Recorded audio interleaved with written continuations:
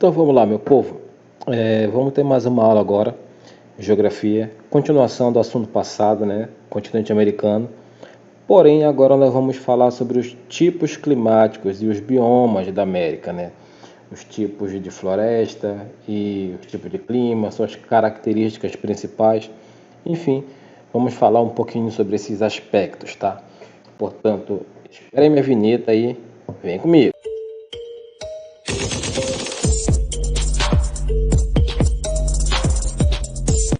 Então, olha só, eu já falei para vocês que o continente americano ele é muito extenso, sobretudo no sentido norte-sul.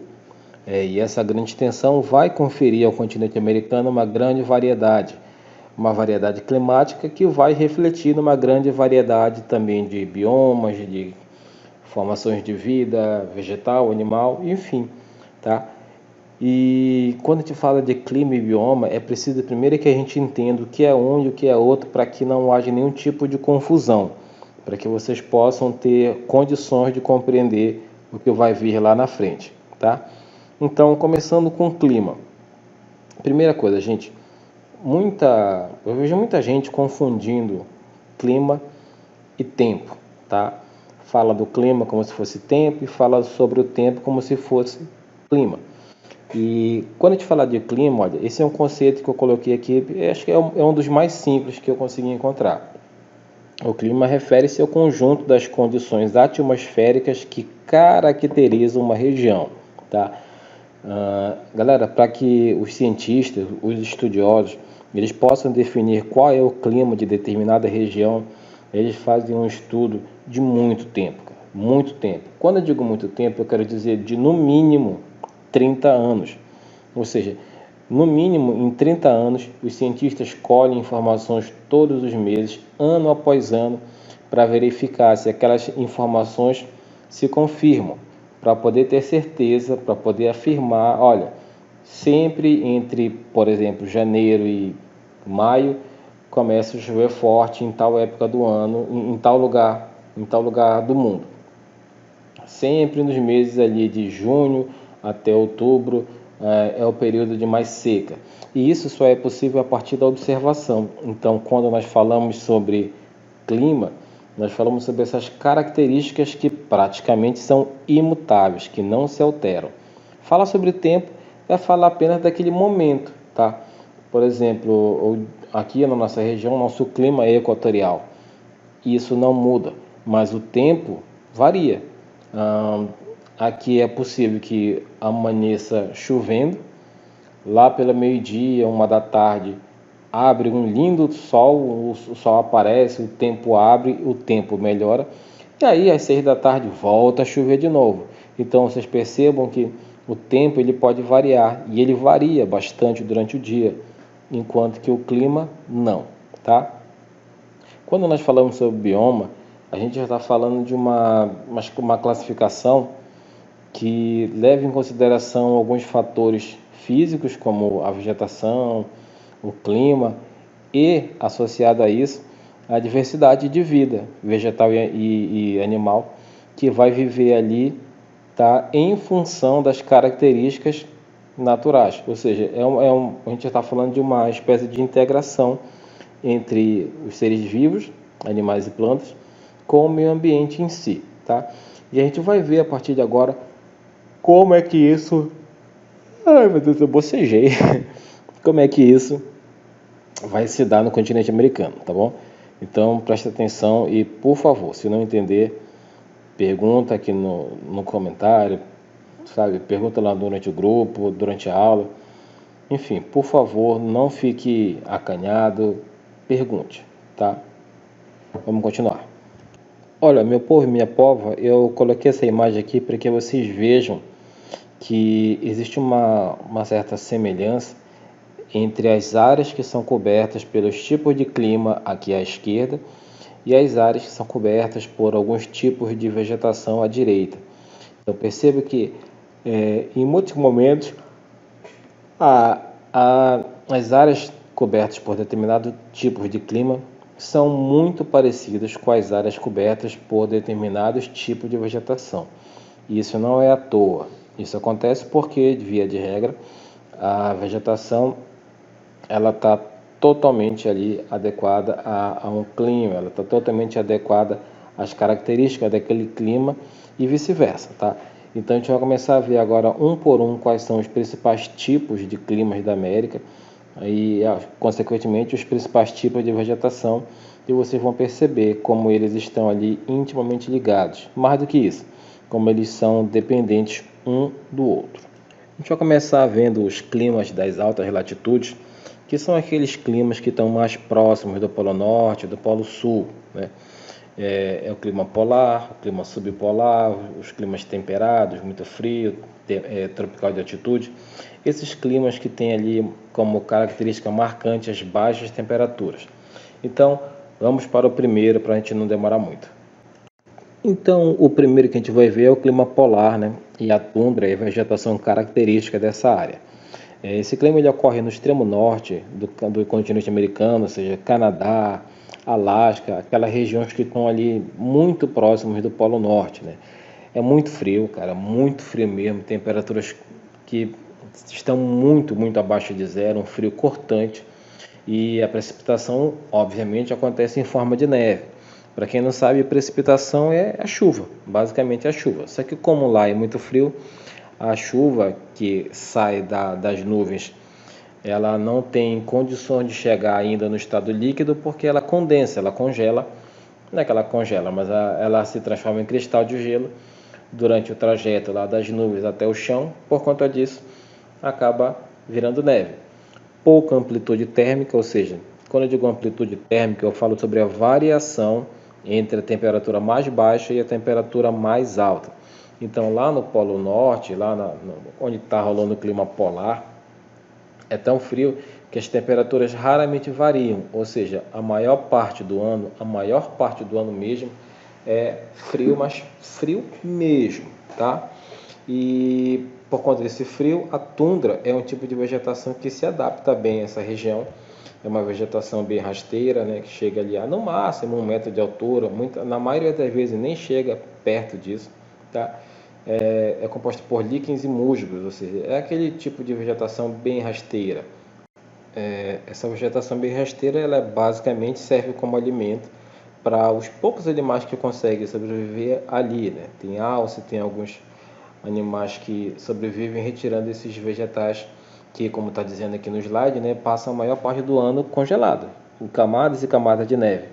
É curioso ver, né, em documentários como as renas, os alces e outros animais, eles têm que escavar essa neve, né, com as patas para poder ter acesso a esse musgo, esse líquen, essa vegetação que está ali no fundo da neve, tá? Essa vegetação ela é mais visível no verão, um curto verão, na verdade, pouquíssimos meses. E nós temos algumas imagens para mostrar para vocês como é que está essa tundra no inverno e como ela é no verão. Acompanhem agora. Aqui vocês percebem como é no inverno, né? Praticamente coberta de neve, alguns ramos estão de fora, alguns brotos, mas de modo geral está tudo congelado. Fica com aspecto meio de morto, mas na verdade a vegetação está viva. Como eu disse, são plantas e animais que são adaptados a essas temperaturas. E agora a gente vai ver como é que é essa tundra no verão. Percebam a diferença ao longo das estações do ano. Olha, é até meio inacreditável ver que tudo isso estava escondido embaixo daquela neve toda, e agora nesses 2, 3 meses no máximo de verão, essa vegetação está do lado de fora para ajudar o nosso amigo alce que está ali doido para encher a barriga. Perceba lá no fundo as montanhas que ainda estão cobertas de neve, sobretudo ali no topo. Esse período é o que os animais têm para, sabe, se encher de reserva, comer como um condenado, porque o inverno que vai chegar, e é sempre rigoroso, ele costuma cobrar um preço muito caro de quem não tem esse cuidado de se alimentar adequadamente durante o período do verão. Seguindo, nós temos o clima temperado muito frio e a taiga. Antes que vocês perguntem, não, esse clima temperado não tem nada a ver com comida, seus mortos de fome, e tem a ver com outras questões que nós vamos falar já já. Esse clima ele é mais comum ali no norte e nordeste dos Estados Unidos e ali na região sul do Canadá. É um clima frio ainda, mas não tão frio ainda como é o clima polar. Ainda assim, os invernos eles costumam ser bem longos, cara, e muito fortes, muito rigorosos mesmo. Porém, não é tão frio assim quanto o que o clima polar já mostrou que pode ser. Essa taiga é o nome que se dá a essa floresta, né, essa formação vegetal. Em outros locais do mundo, ela é conhecida por outros nomes, né, pode ser floresta de conífera, floresta boreal. Eu ia falar boleal, parece cebolinha, né? Floresta de coníferas ou floresta boreal, tá? É, a variação vegetal é bem pequena, cara, ou seja, a maior parte das árvores que estão nessa floresta são pinheiros, tá? Isso, para quem está ali trabalhando, para quem está fazendo extração de madeira, é muito bom, porque você não precisa ficar procurando muito na floresta para achar a madeira que você necessita, já que ali praticamente todos ou a maioria são da mesma espécie. É muito mais fácil. É muito mais fácil você praticamente só entrar na floresta e começar a pegar o tipo de madeira que você vai precisar, sobretudo as empresas que trabalham fazendo papel. Até porque essas florestas são de pinheiro, e pinheiro é um tipo de madeira que é excelente para fabricar papel. E aqui um exemplo do que é uma floresta de pinheiro, né? Essas árvores pontudas, se vocês perceberem, são todas muito parecidas, são da mesma espécie. Então, para quem explora, é claro, muito vantajoso. Esse é o tipo de floresta que é adaptada às temperaturas bem baixas também. Tanto é que eu vou colocar outra imagem para vocês aqui e vocês vão verificar como essas folhas elas são bem funcionais, como o formato da árvore é bem funcional em relação a esses climas bem frios. Percebe que essas árvores elas têm as suas folhas num formato que impede o acúmulo de neve, ou seja, quando a neve começa a pesar muito sobre os galhos, a forma da árvore vai fazer com que a neve seja facilmente empurrada para baixo, ou seja, a gravidade vai fazer o seu serviço e vai puxar a neve para baixo. Então, essa é uma adaptação dessas árvores a esse clima extremamente frio lá dessa região do Canadá e dos Estados Unidos. O clima frio de montanha, ele tem como característica uma vegetação também bem própria, né, dessas partes mais altas, uma vegetação de altitude. Acontece que esse tipo climático, esse tipo de vegetação, eles ocorrem em algumas regiões específicas do continente americano, sobretudo ali no sudoeste e noroeste, tá? Na região das grandes montanhas, ou seja, ali nas montanhas rochosas, também na questão na cordilheira dos Andes, tá? Então, nessas áreas montanhosas é que nós vamos ter esse clima de montanha. E é bom que vocês entendam que esse clima ele sofre uma enorme influência da altitude. Por quê? Porque, como nós já dissemos algumas vezes, à medida que você vai subindo, a temperatura vai diminuindo também.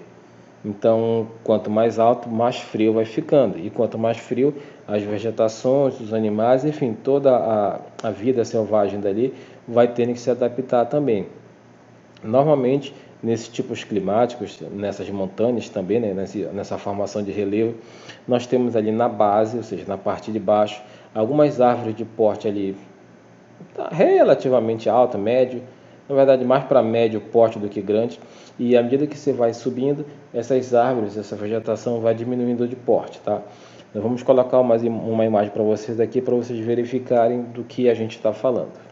Tá aí, ó, como nós dissemos, olha, perceba que aqui na base nós temos umas árvores, digamos com uma certa altura, com um certo porte considerável, e lá na parte mais de cima da montanha nós temos apenas uma vegetação bem mais rasteira, uma vegetação com uma altitude bem menos elevada, tá?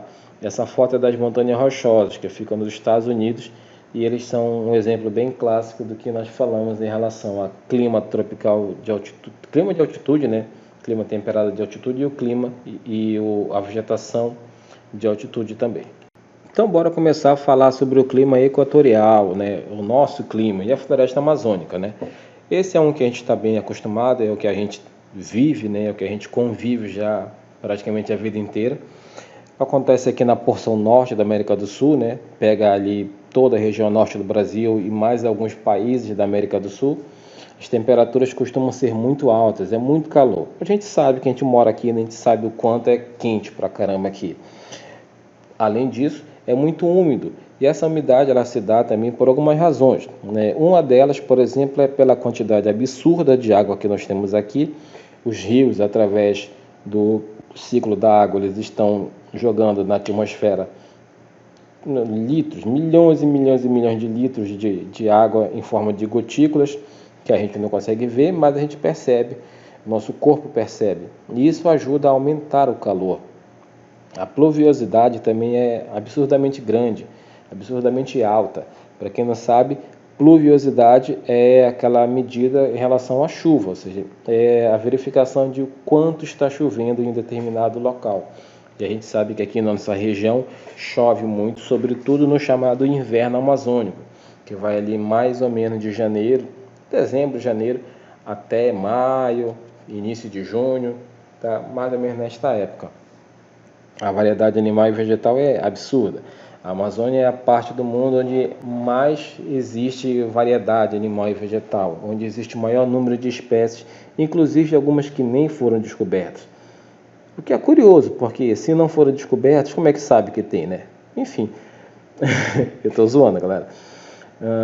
A nossa região também, a nossa floresta, por conta dessas características climáticas, ela tem uma quantidade absurda de árvores que são classificadas como latifoliadas.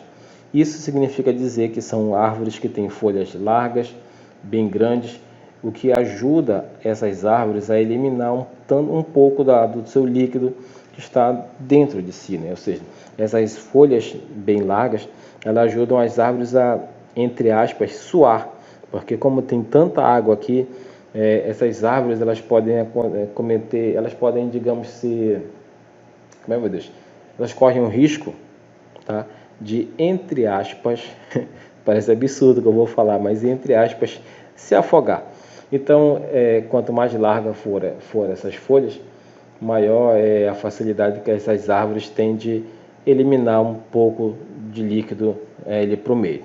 Tem aqui uma fotinha da nossa Amazônia para vocês darem uma olhadinha e a gente já vai já para o próximo slide.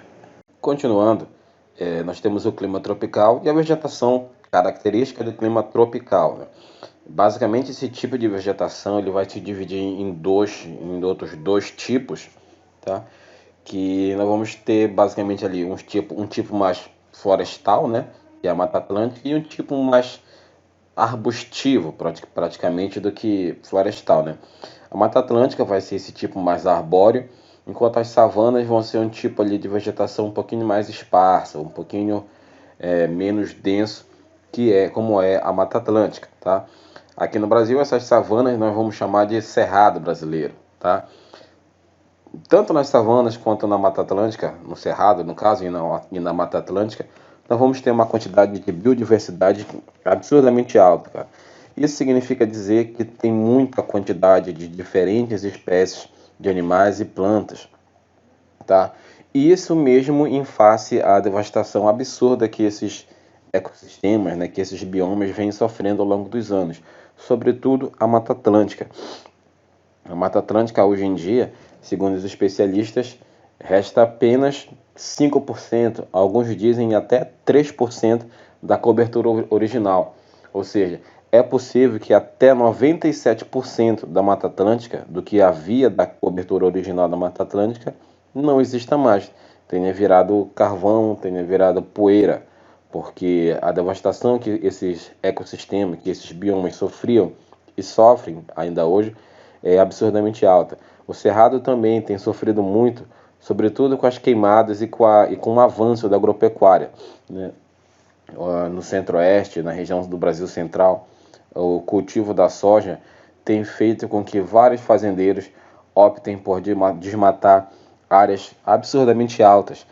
E isso acaba sendo um prejuízo não só para os animais, para as plantas, mas para todo mundo, né? Todos nós, porque já é comprovado cientificamente, inclusive, que a floresta em pé, que a floresta, digamos, conservada, ela é muito mais lucrativa, inclusive economicamente, do que derrubada, né? E, no entanto, a gente vê que muitas pessoas não têm levado isso em consideração e estão destruindo mesmo de forma, sabe, sem nenhum pudor, e isso tem causado muitos prejuízos. Nessa primeira imagem nós temos aqui um exemplar de um trecho, né, da Mata Atlântica. Ao olhar assim de primeiro você pode até pensar, pô, mas é a Amazônia, é igualzinho, mas na verdade existem muitas diferenças. Primeiro, a Mata Atlântica é menos úmida que a Amazônia, é menos densa, né? E a temperatura acaba sendo um pouquinho menor, o regime de chuvas também é menor aqui. Então, essas e outras características, né, como por exemplo o solo, tornam a Mata Atlântica diferente da floresta amazônica. Aqui nós temos a imagem do cerrado, tá? Como eu disse, o cerrado é um tipo de savana, um tipo de vegetação mais aberta. Você pode ver que tu tens uma árvore aqui e as outras ficam um pouquinho mais isoladas, um pouquinho mais afastadas. Essas árvores, elas possuem também esses troncos retorcidos, casca grossa, folhas pequenas. Em muitos casos tem até espinhos no lugar das folhas. E isso acontece porque o cerrado é uma região muito quente. Então, e com pouca água, né? Na quantidade de água ali disponível no ambiente um pouquinho menor, principalmente se comparado com a Amazônia. Então, ao contrário da floresta amazônica, onde as árvores têm folhas largas para facilitar a saída de água para o meio externo, no cerrado é o contrário. Como a quantidade, a oferta de água é menor, toda e qualquer possibilidade que as plantas tiverem de manterem a água no seu interior, elas o farão. Então, o casco grosso, o tronco retorcido e as folhas pequenas ou espinhos nos lugares de folhas são para fazer com que a água tenha mais dificuldade de sair, fazendo com que a planta tenha mais chance de sobreviver com a água no seu interior do que se a água estivesse saindo para o meio externo. Dando continuidade, a gente vai ver agora esses climas de média latitude, que basicamente nós vamos dividir nesses três que vocês estão vendo aqui, tá? Então, vem comigo. O clima subtropical e a floresta subtropical, eles são próprios de algumas regiões da América, sul, sudeste, da América do Norte, claro, e na América do Sul também, a parte mais sul da América do Sul, a parte mais sul, inclusive, do Brasil, né? Ah, esses invernos amenos são invernos que têm temperaturas baixas, mas não tão baixas. São temperaturas que, apesar de frio, dá para suportar numa boa, né? Os verões costumam ser muito quentes, cara, assim, com médias de temperatura passando dos 30 graus. E quando eu digo chuvas bem distribuídas ao longo do ano, significa dizer que você não tem assim períodos do ano onde chove mais e períodos do ano onde chove menos. A quantidade de chuva que cai ao longo do ano é mais ou menos ali a mesma. Então você não tem um período de alta e um período de baixa em relação à chuva, tá? A formação vegetal, ela se assemelha um pouquinho com a floresta de coníferas, com a floresta de pinheiros, porque assim como na floresta de pinheiros, aqui a vegetação também ela costuma ser bem uniforme, ou seja, as árvores elas costumam ser, a maioria delas, do mesmo tipo, da mesma espécie, né? E isso também facilita a extração econômica, porque essas árvores também são utilizadas para a fabricação de papel, de celulose, enfim, de produtos desse tipo. Aqui no Brasil nós chamamos de mata de araucárias e elas são próprias, são típicas ali da região dos estados do Paraná, um pouco ali do Rio Grande do Sul e Santa Catarina, mas principalmente Paraná. E aqui está uma fotinha delas para vocês visualizarem como é que é esse tipo arbóreo. No clima temperado, normalmente as quatro estações elas são bem visíveis. Quando eu digo que elas são bem definidas, eu quero dizer que é perfeitamente visível, é percebível mesmo quando você está no verão, no inverno, no outono e na primavera, porque a vegetação e todo o ambiente ao redor, né, muda completamente de acordo com as estações. É bom dizer que o clima que nós vamos ter aqui ele vai depender de alguns fatores e o principal deles é a proximidade com os oceanos. Portanto, de acordo com a proximidade, você vai ter uma característica de mais calor, de mais chuva ou menos chuva, enfim, tá? De modo que esse clima vai se dividir ali e as suas características vão ser dadas por essa proximidade, podendo ser oceânico ou continental, beleza? E de acordo com a proximidade do oceano também, a própria vegetação ela vai mudar. Nós vamos ter aqui as florestas caducifólias, que são chamadas também de folhas caducas, e esse nome é porque as folhas costumam cair, né, nos meses mais frios do ano, no outono e principalmente no inverno, tá? E nós temos também a vegetação de campos, que aqui no Brasil a gente chama de pampas, né? Que nos Estados Unidos eles costumam chamar de pradarias, que são imensos campos gramados assim, que passam por áreas enormes ali na região dos Estados Unidos, principalmente ali na região mais central e ao sul, tá? Vocês vão verificar aqui as imagens, tanto da primeira aqui, da floresta caducifólia, essa que tem as folhas caídas, né? Vocês podem ver que as temperaturas, desculpem, as estações do ano, elas estão definindo, de acordo com o visual que nós temos aqui, cada comportamento da vegetação. Perceba que nós temos aqui primavera, verão, inverno e outono. Só observando a vegetação você consegue perceber, sem falar a própria temperatura que muda. Aqui você tem as pradarias, tá? Não vou confundir com padaria. São essas áreas abertas, enormes, com gramados assim a perder de vista, que os colonizadores utilizavam para a criação de gado, e aqui no Brasil também, né? Essa área aqui no nosso caso, no nosso país, ela se dá mais ao sul, né? Principalmente ali no Rio Grande do Sul, mas também existe algumas amostras desse tipo de vegetação aqui na região norte, sobretudo na região do Marajó e também no estado do Amapá. O clima é mediterrâneo, ele é mais comum aqui no Chile, na costa oeste dos Estados Unidos, ali na região da Califórnia, tá? É uma vegetação mais esparçada, uma vegetação que tem pouquíssimas árvores e mesmo essas não são de grande porte, né? Normalmente o que a gente mais encontra são arbustos e vegetação, como eu disse, bem rasteira e esparçada, ou seja, espalhada, distante uma da outra. Os invernos costumam ser muito chuvosos, cara, com chuvas muito fortes, verdadeiras tempestades. E, em compensação, os verões são muito secos, cara, com praticamente zero de chuva, tá? Inclusive nessas áreas nós temos ali a formação de um início de desertificação devido a essas altas temperaturas, né? Aqui tem uma imagem para vocês da região do Chile e nessa região nós temos um tipo de vegetação bem comum em relação à vegetação mediterrânea. Finalmente, galerinha, tá acabando, tá? Nós temos aqui os climas áridos e nós vamos falar sobre ele bem rapidinho para a gente não demorar muito mais. O clima semiárido é um clima que é típico aqui do Nordeste brasileiro. Ele marca a mudança, essa transição entre os climas mais úmidos, como por exemplo a Amazônia, e climas mais desérticos. Aqui no Brasil nós não temos deserto, porém temos o processo de formação do que pode vir a ser deserto no futuro. Mas sobre isso a gente fala em outro momento, tá? O nível de chuvas é muito baixo, né? Portanto, a umidade também é muito baixa, tá? Essa vegetação aqui, ela é conhecida como estepe, mas no Brasil nós chamamos de caatinga, que como vocês sabem, caatinga não tem nada a ver com aquele fedorzinho no sovaco. Esse nome, na verdade, ele deriva do Tupi-Guarani e significa mata branca.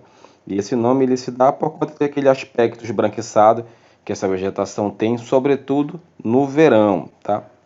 Quando as temperaturas estão mais altas ainda. Olha, nessa imagem vocês veem aí, por exemplo, aqui uma formação de cactos aqui à frente, lá ao fundo, a formação vegetal, né?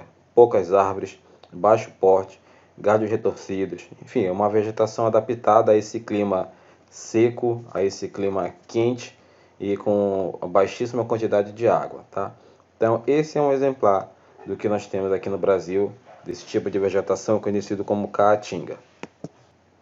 E aqui o último, né? Aleluia, o clima desértico. E a vegetação, se é que dá para chamar de vegetação, né? Típica de deserto, tá? É claro que aqui os níveis pluviométricos eles são extremamente baixos, né? Praticamente não chove. O deserto do Atacama no Chile, por exemplo, passa anos sem ver uma gota de chuva, tá? A fauna e a flora são adaptadas a essas condições extremas do clima, então nós não temos ali muitas formações vegetais, nós temos ali alguns arbustos quando temos uma fauna que é composta por algumas aves, mas principalmente roedores, insetos e alguns lagartos. A amplitude térmica é absurdamente alta. Quando eu digo amplitude, eu já expliquei o que é amplitude térmica, né? Aquela variação entre a temperatura mais alta e a mais baixa. A gente vai ver daqui a pouco na imagem que eu tenho para vocês, por exemplo, o Vale da Morte nos Estados Unidos, que é um deserto, onde essa amplitude térmica é absurdamente alta. Durante o dia, as temperaturas elas podem chegar a 50 graus, enquanto que à noite elas podem baixar para menos 20, menos 30, até menos 40. Então é uma variação absurda. E como vocês podem imaginar, a vegetação ela é extremamente rara, rasteira, esparsa, enfim. É um local muito inóspito, muito complicado de se viver. Aqui nós temos as imagens. A primeira é do deserto do Atacama, no Chile, e a segunda é a que eu falei para vocês do deserto do Vale da Morte, nos Estados Unidos. Então, meu povo, por hoje é só, tá? Vamos ter atividade, então olha a atividade do livro, tá? E, por favor, mais uma vez, se não entendeu, pergunta, tá? Porque eu tô aqui para ajudar, mas vocês têm que se ajudar, vocês têm que querer ser ajudados, tá? Beijão, até a próxima e bye bye.